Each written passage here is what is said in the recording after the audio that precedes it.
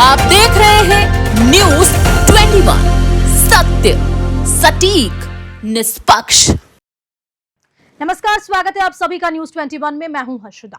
हरियाणा में विधानसभा चुनाव को महज 6 दिन का समय बचा है और राजनीतिक पार्टियां लगातार चुनावी प्रचार में जुटी हुई हैं और उम्मीदवार भी आम जनता के बीच जाकर अपने और पार्टी के पक्ष में मतदान करने की जनता से अपील कर रहे हैं। वहीं पंचकुला से इंडियन नेशनल लोकदल के उम्मीदवार डॉक्टर श्रुतित चौधरी भी मैदान में है और आज उनसे हमारे संवाददाता अमित ने चुनाव को लेकर खास बातचीत की।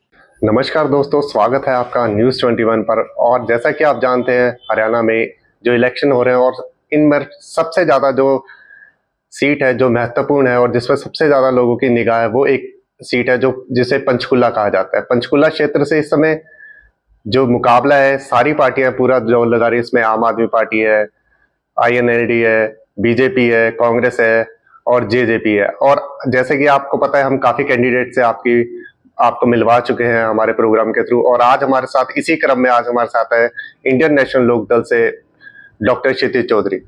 डॉक्टर साहब, बहुत बहुत स्वागत है आपका हमारे शो में। बहुत बहुत शुक्रिया, समय निकाला आपने, इसके लिए थैंक यू। डॉक्टर साहब, थोड़ा आप अपने बारे में बताइए ताकि हमारे दर्शक जान सके। जी, मेरा नाम डॉक्टर श्रुतित चौधरी है और मैं यही पंचकुला का रहने वाला हूँ और हरियाणा से ही मैंने अपनी graduation, post graduation medicine side से मैंने की।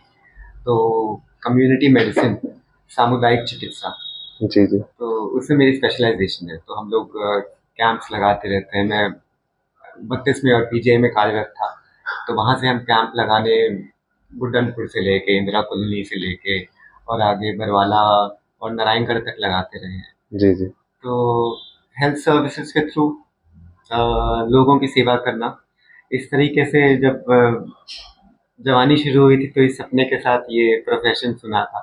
और फिर धीरे धीरे पता चलता है कि बहुत सारे हैंडीकैप होते हैं जी जी सिस्टम में जो कि हमें रोक लेते हैं उस सेवा के लिए। तो मुझे लगा I think this was the right time कि सिर्फ एक सीमित तरीके से ही अगर मैं सेवा करने के भाव से चलता रहूँगा तो अटकता रहूँगा। तो एक अलग तरीके, अलग रास्ते से आके सिस्टम के अंदर घुसें फिर और पूरा प्रयास ईमानदारी के साथ करें कि जो मुश्किलें देखी पिछले इतने सालों में प्रैक्टिस करते हुए, उन्हें अब सिस्टम में खुद अंदर आके साफ किया जाए, ताकि मेरी तरह बाकी और जो डॉक्टर्स, बाकी और जो युवा, बाकी और जो प्रैक्टिसिंग नौकरीशुदा, गैर नौकरीशुदा लोग, जिनको जो भी शिकायत है ना, वो बस शिकायत करते करते ही हम 70-80 साल के और रुखसत ले ली इस दुनिया से, ऐसे ज़िंदगी नहीं निकालनी है मेरे साथ वालों को भी और मेरी अगली जनरेशन्स को भी। तो इसलिए मुझे लगता है कि आना ज़रूरी था मेरा। और मैं सबसे बाकियों से भी उम्मीद और अपील करता हूँ कि जिसके भी मन में ये मंशा है कि सच्चाई से काम करने की, तो पॉलिटिक्स इज़ चेंजिंग। ऐसी पार्टियां हमारी INLD की और ऐसे प्रत्याशी हम आएंगे तो ज़रूर चेंज होगी। आपको लगता है कि राजनीति के क्षेत्र में कुछ पढ़े लिखे नौजवानों को भी आगे आना चाहिए?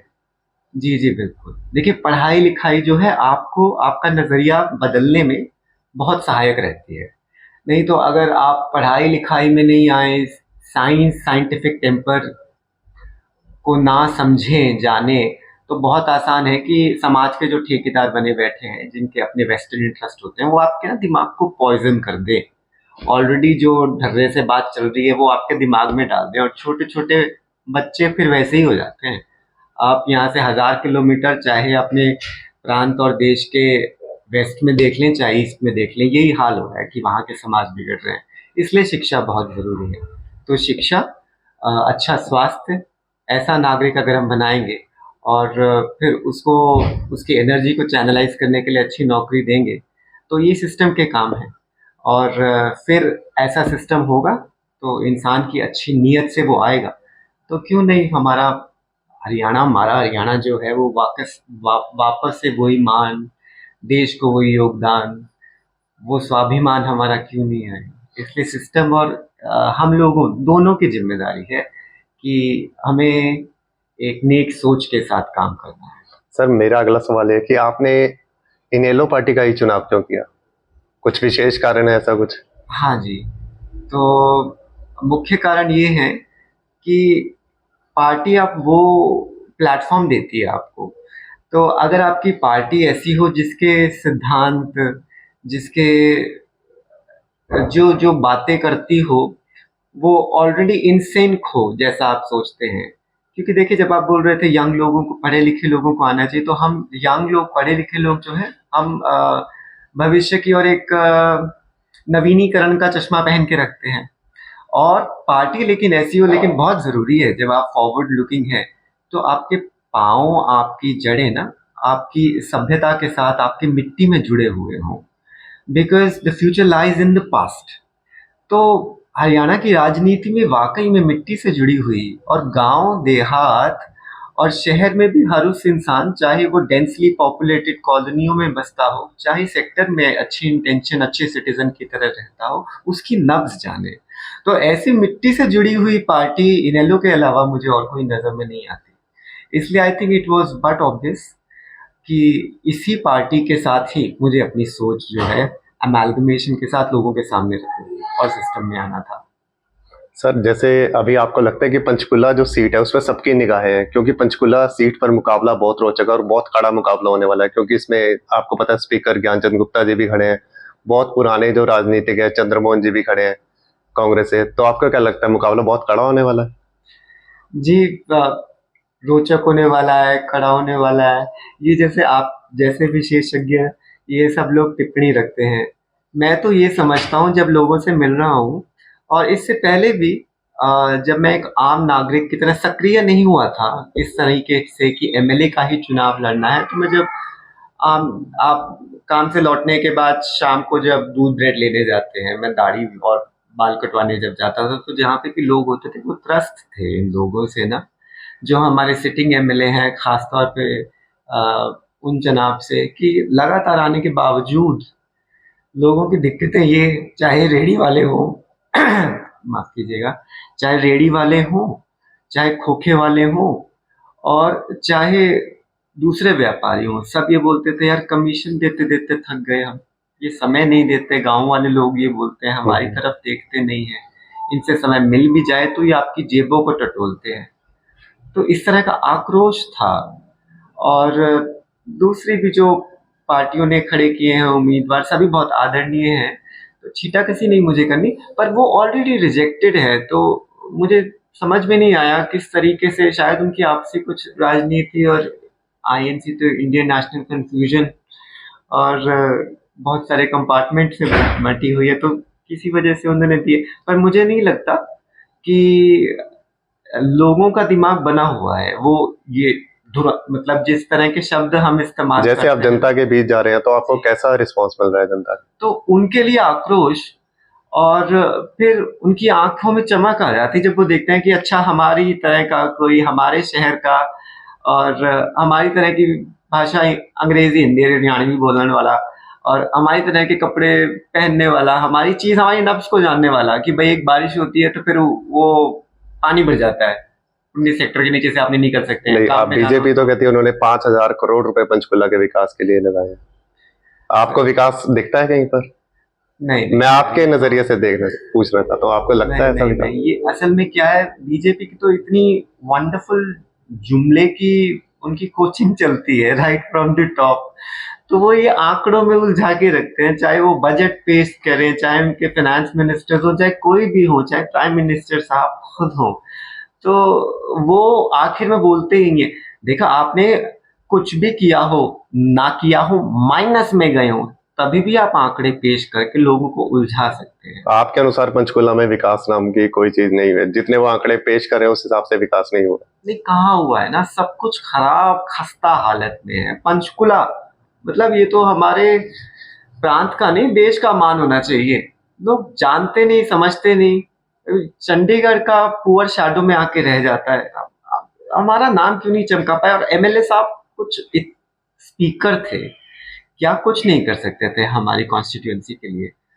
तो बिल्कुल भी नहीं। ये बस उन्होंने अब कुछ चुनाव का समय है तो प्रेस कॉन्फ्रेंस करनी है, बातें बोलनी है, सवालों के जवाब देने हैं, तो आंकड़े सामने, आप 5 काम वो गिनवा दे, दिखा दे, सड़कों से लेके, और जो दिक्कतें हो रही है, जो हमारा युवा परेशान है, जो बेरोजगार है, जो नशा फैल रहा है, जो हर जगह कूड़े के माउंटेन्स खड़े हो रहे हैं, और अथाह जो दिक्कतें हैं, उसको कहाँ उन्होंने एड्रेस कर दिया, कहाँ सॉल्व कर दिया। 10 साल भी कम पड़ गए, वो कह रहे हैं कि मैं दोबारा प्लीज मुझे आने दीजिए।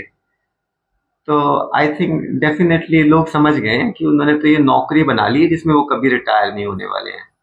सर पिछले चुनाव में इनेलो को एक ही सीट मिली थी, इस बार आपका क्या अनुमान है, कितनी सीटें मिल सकती है पार्टी को? जी, हमारी पार्टी का एक्चुअली क्या है कि जैसे कि किसी भी व्यवस्था में एक चर्निंग होती रहती है ना, तो आई थिंक हमारी पार्टी भी बहुत इंटरेस्टिंग चर्निंग से बाहर निकल के आई है, and it is rising like a Phoenix. Sir ये मैं आपको बताना चाहूँ, कुछ जगह तो ये भी कहा जाता है कि इनेलो को कैंडिडेट ढूंढना मुश्किल हो गया। नहीं, वो अब दूसरे लोग क्या बोलेंगे फिर, जो अपने अपने भ्रष्टाचार लिप्त, कि जब लोग उनके पास लाखों करोड़ों रुपए लेके आ रहे हैं कि आप हमें सीट दे दीजिए, और लोग देख रहे हैं कि एक ऐसी पार्टी है वाकई में अभी भी ऐसी, जो आम बंदे, गांव देहात से जुड़े हुए बंदे, ईमानदार लोगों पे विश्वास करके उनको टिकट दे रही है। मतलब लोगों को विश्वास नहीं हो रहा ना कि ये दिया किसको, कैसे दिया, तो इसलिए फिर वो क्या आपको तर्क देंगे, इसी तरह के तर्क देंगे। सर जिस प्रकार आप अभी जो राजनीति का जो भी चल रही है, जिस तरह की राजनीति, क्या आप उससे संतुष्ट हैं जैसे पार्टियां राजनीति कर रही हैं अपनी? नहीं, बिल्कुल संतुष्ट नहीं है। संतुष्ट हम तब जाके कुछ उसके करीब पहुंचेंगे जब जो आम युवा, जो कॉलेज में बच्चे आते हैं ना, और फिर वो नौकरी करने लगते हैं, उनका विश्वास बनेगा। वो एक रिस्पेक्टेबल तरीके से हमारे लीडर्स को देखेंगे, वो इसको समझेंगे कि वाकई में सेवा करने का काम है, और बस एक प्लैटिट्यूड, जब चुनाव आए तब आपने बोल दिया, नारे लगा दिए, रैलियां लगा दी। इसको अभी भी लोग भ्रष्ट लोग हैं, सबके सब आके वादे कर जाते हैं, करना इन्होंने कुछ नहीं। जब तक वो एटीट्यूड नहीं सुधरेगा, तब तक वो नहीं बदलेगा, तब तक संतुष्टि के तो हम करीब तक भी नहीं पहुंच। किन मुद्दों को लेके आपकी पार्टी इस चुनाव में जा रही है? जी, हर वो छोटा बड़ा मुद्दा जो हर इंसान महसूस करता है, क्योंकि हमारे ताऊ देवीलाल जी बोला करते थे कि भाई तुमने हर इंसान की सुननी है, गांव में जाके, वहां पे जाके तुमने लोगों की बात सुन के अपनी डायरी में नोट करके वो मुद्दे जो हैं वो सॉल्व करने हैं। तुम सिर्फ अफसर तुम्हारी सहायता के लिए होते हैं, तुम अपने एसी रूम में बैठ के जो उन्होंने बना दिया वो ही कर दिया। जन की आवाज कहाँ से आई फिर वो लेके आने। सभी ग्रामीण शहरों से लेकर, ग्रामीण हमारे इलाके आते हैं पंचकुला कॉन्स्टिट्यूंसी, वहां से लेके शहरों तक के कुछ मुद्दे अभी मैंने आपके सामने जिक्र भी किए। तो सभी के सभी हमारे 8 अक्टूबर के बाद सभी हमारी कतार में रहेंगे। डॉक्टर साहब एक बहुत सीधा और उसका जवाब भी मैं आपसे सीधा और साफ साफ चाहूंगा, चाहे आपको लगता है क्या इनेलो सरकार बनाने की स्थिति में है? इतना इनेलो का जनाधार है, इस समय की सरकार बना सकती है? जी बिल्कुल, यू विल बी सरप्राइज्ड जब आप 8 तारीख को रिजल्ट देखेंगे। तो क्योंकि जब हम जा रहे हैं ना, तो जिन लोगों का 5-10 दिन पहले ही ये कहना था कि नहीं पार्टी ऐसी थी, ऐसी है, ऐसी हो पाएगी, नहीं हो पाएगी, तो जो हम धीरे धीरे हवा को आंधी में बदलते हुए देख रहे हैं, तो 5 तारीख को सुनामी बन के आएगी, और 8 तारीख को इनेलो और बीएसपी दोनों की ही साझी सरकार जरूर बनेगी। बीएसपी के साथ जैसे आपका गठबंधन है, तो उनकी तरफ से आपको कैसा रिस्पॉन्स मिल रहा है? बहुत बढ़िया, पूरा सहयोग कर रहे हैं उनके कार्यकर्ता? हम बहुत खुश हैं कि ये वाकई में 2 ऐसी पार्टियां जो समाज के हर वर्ग, हर इंसान के लिए, हर तबके के लिए काम करने के लिए दृढ़ निश्चयी हैं। ये दोनों इकट्ठे हैं, बहुत ही खुश हैं, बहुत ही अच्छा रिस्पॉन्स और कोलैबोरेशन है दोनों पार्टीज का। सर हमसे बातचीत करने के लिए बहुत बहुत धन्यवाद। अरे आपका बहुत धन्यवाद समय निकालने के लिए, थैंक यू। तो ये थे हमारे पंचकुला से प्रत्याशी डॉक्टर क्षितिज चौधरी। इन्होंने हमें अपना कीमती समय दिया और अपने विचार हमारे समक्ष रखे। हमें अपना कीमती समय देने के लिए हम इनका बहुत बहुत धन्यवाद। धन्यवाद।